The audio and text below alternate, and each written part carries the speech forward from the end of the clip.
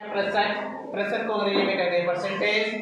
प्रतिशत हमारा दो शब्दों से मिलकर के बना है, प्रतिशत। प्रतिशत का अर्थ प्रत्येक 100 में से। आज हम लोग इस वीडियो में सीखेंगे किसी राशि को दूसरी राशि के प्रतिशत के रूप में लिखना। जैसे हमारे पास कोई क्वांटिटी दी जाएगी और दूसरी क्वांटिटी दी जाएगी तो पूछा जाएगा ये क्वांटिटी उस क्वांटिटी कितना प्रतिशत है। इसको हम प्रश्नों के माध्यम से हल करेंगे जिससे आपको और स्पष्ट होगा। क्योंकि हम जानते हैं प्रतिशत की जो गणना की जाती है वो 100 में से की जाती है, इसलिए हम 100 में से कुल भागों को ज्ञात करते हैं। एक प्रश्न है, इस प्रश्न से आपको हम क्लियर करेंगे। गणित की छमाही परीक्षा में गोलू को 30 में से, यहाँ पे देखिए गोलू को 30 में से 24 अंक प्राप्त हुए हैं। 30 में से 24 अंक प्राप्त हुए हैं, उससे कितने प्रतिशत अंक प्राप्त हुए? अब हमारे पास यहाँ एक क्वांटिटी दी गई है 30 और दूसरी क्वांटिटी दी गई है 24। क्योंकि हमारी पूरी परीक्षा 30 अंक की हुई है और उसमें प्राप्त अंक है 24, तो हमारा पूर्णांक हुआ 30 अंक और प्राप्त अंक हुआ 24 अंक। अब हमें पता लगाना है कि गोलू को कितने प्रतिशत अंक प्राप्त हुए हैं।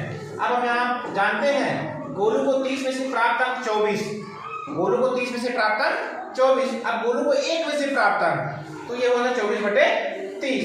यहाँ से चूंकि हमें प्रतिशत निकालना है 100 की गणना करनी है, तो गोलू को 100 में से प्राप्त अंक हो जाएगा 24/30 गुणे 100। इसको हल करेंगे, एक शून्य यहाँ से उनसे कैंसिल हो जाएगा, 3 × 24 तो 8 × 10, तो 8 × 10 प्रतिशत बराबर 80%। इसका मतलब ये हुआ अतः गोलू को गणित में 80% अंक प्राप्त हुए। इसको हम दूसरी वीडियो।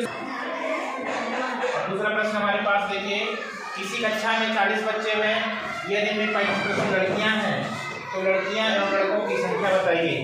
अब कक्षा में तो बच्चे 40 हैं, इसमें 35% लड़कियां हैं।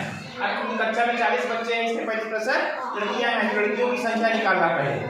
तो लड़कियों की संख्या 40 × 35/100 ये हो जाएगा। उसको हल करेंगे, हमारे पास हो जाएगा 14 लड़कियां। कक्षा में कुल 14 लड़कियां हैं। अब यहाँ हम जानते हैं कक्षा में कुल बच्चों की संख्या है 40, लड़कियों की संख्या हो गई 14, तो लड़कों की संख्या हो जाएगी 40 × 14 बराबर 26 लड़के हो जाएंगे।